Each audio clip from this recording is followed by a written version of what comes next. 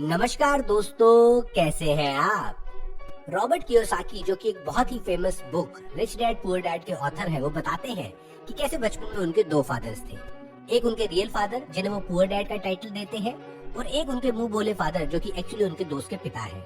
पर पूरी जिंदगी उन्होंने उनको अपने दूसरे फादर की तरह माना है, जिन्हें वो रिच डैड का टाइटल देते हैं।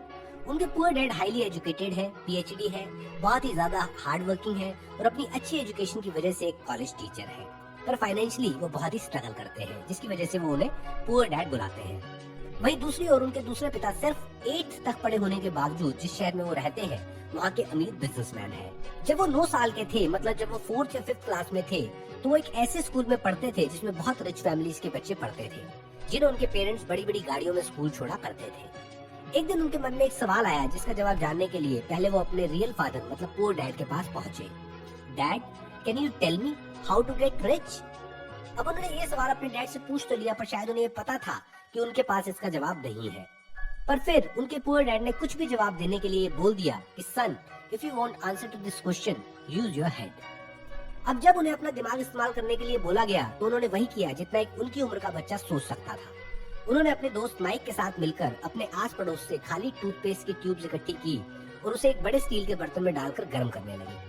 जब वो ये सब कर रहे थे, तो उनके पुअर डैड घर आ गए, जो उन्हें ये करता देखकर हैरान हो गए और उन्होंने उनसे पूछा कि वो क्या कर रहे हैं। तब उन्होंने जवाब दिया कि वो टूथपेस्ट की खाली लीड मैट्रिक्स की ट्यूब को पिघलाकर मनी कॉइन्स बनाएंगे, जिससे वो बहुत अमीर हो जाएंगे। ये जानकर उनके पुअर डैड ने उन्हें कहा कि जो वो कर रहे हैं वो इलीगल है, इस तरह से कोई इंसान अमीर नहीं बन सकता। पर वो उनकी इस पैशन से कि वो कितनी उत्सुकता से इस सवाल का जवाब ढूंढना चाहते हैं, बहुत खुश है। और उन्होंने कहा कि जिस दिन तुमने मुझसे ये सवाल पूछा था, मैं उसका सही आंसर नहीं दे पाया था, क्योंकि एक्चुअली मेरे पास इसका सही जवाब नहीं है। मैं पूरी जिंदगी एक स्कूल टीचर रहा, जिसका सारा फोकस पूरी जिंदगी बस पढ़ाने पर रहा, और मैं कभी ये जान ही नहीं पाया कि बहुत सारा पैसा कैसे कमाते हैं और अमीर कैसे बनते हैं। पर क्योंकि तुम इतनी छोटी सी उम्र में इस सवाल का जवाब जानना चाहते हो, तो तुम सेम क्वेश्चन जो तुमने मुझसे पूछा था, वो माइक के फादर से पूछो। वो इस सवाल का जवाब बहुत अच्छे से जानते हैं, और इस सवाल का जवाब अच्छे से जानने के कारण ही वो इतने अमीर हैं। अब दोस्तों, माइक के फादर ही रॉबर्ट कियोसाकी के मुंह बोले फादर हैं, जिन्हें उन्होंने अपने रिच डैड का टाइटल दिया है, जिनके बारे में मैंने वीडियो की शुरुआत में भी बताया था। और दोस्तों, फिर अपने पुअर डैड से ये सब बातें होने के बाद वो अपने रिच डैड के पास पहुंचते हैं और उनसे वही सेम क्वेश्चन पूछते हैं। और तब 9 साल की उम्र में पूछे गए उस सवाल से उनके लाइफ लॉन्ग फाइनेंशियल एजुकेशन का सिलसिला शुरू हुआ, जिसमें उनके रिच डैड ने उन्हें उनकी 39 साल की उम्र तक पहुँचने तक लाइफ के डिफरेंट स्टेजेस पे कुछ बहुत ही इम्पोर्टेंट लेसन्स बताए, जो अमीर बनने और फिर हमेशा के लिए अमीर बने रहने के लिए बहुत जरूरी थे।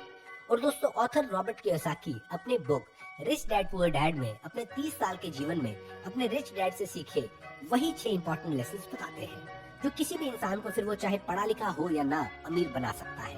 वो अपनी इस बुक में अपने पुअर डैड की वो कमियां भी बताते हैं, जिसने उन्हें पूरी जिंदगी गरीब बनाए रखा। तो दोस्तों, बाकी की इस वीडियो में आइए जानते हैं वो 6 important lessons. Lesson 1, the rich don't work for money, money work for them. Rich dad बताते हैं कि कैसे एक विशियस सर्कल कई दशकों से चला आ रहा है, जिसे ऑथर रैट रेस कहते हैं, जिसका ज्यादातर लोग हिस्सा है।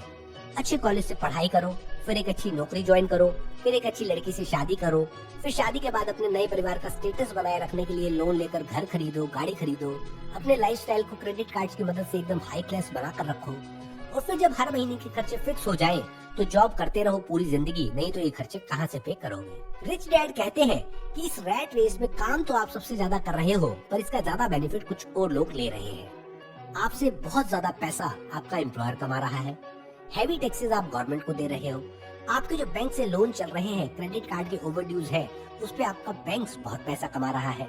अब ज्यादातर लोग इस रैट रेस का हिस्सा बनकर नाखुश भी है, पर फिर भी वो रैट रेस का हिस्सा क्यों बने रहते हैं? इसका कारण एक और विशियस सर्कल है, फियर, ग्रीड, फियर। बचपन से ही बस ये साइकिल हमारे दिमाग में बिठाया जाता है, अच्छा पढ़ो, नौकरी करो और पैसे कमाओ। अगर ऐसा नहीं होगा तो तुम कामयाब नहीं हो पाओगे, और कोई दूसरा रास्ता चुनोगे तो फेलियर ही मिलेगा। तो ये डर आपको रैट रेस का हिस्सा बनाता है।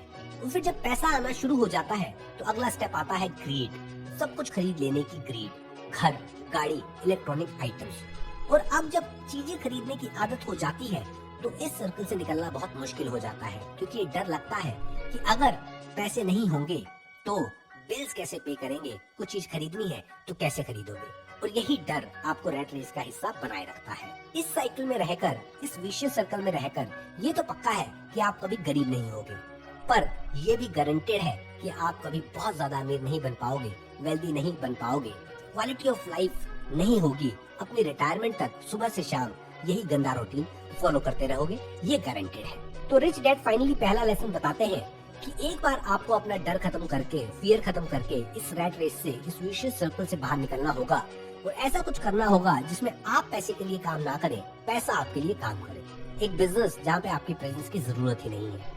एक बार के लिए पैसा लगा दिया, सिस्टम बना दिए, एम्प्लॉइज को ट्रेन कर दिया, फिर वो आपका लगाया हुआ पैसा आपको पैसा कमा के देगा। पैसा आपके लिए काम करेगा, आप पैसे के लिए नहीं। आपके बचे हुए टाइम को फर्दर ऐसे बिजनेस या एसेट क्रिएट करने में लगा सकते हैं जिसमें आपका पैसा आपके लिए और पैसा बनाए, बिना आपके एक्टिवली इन्वॉल्व हुए।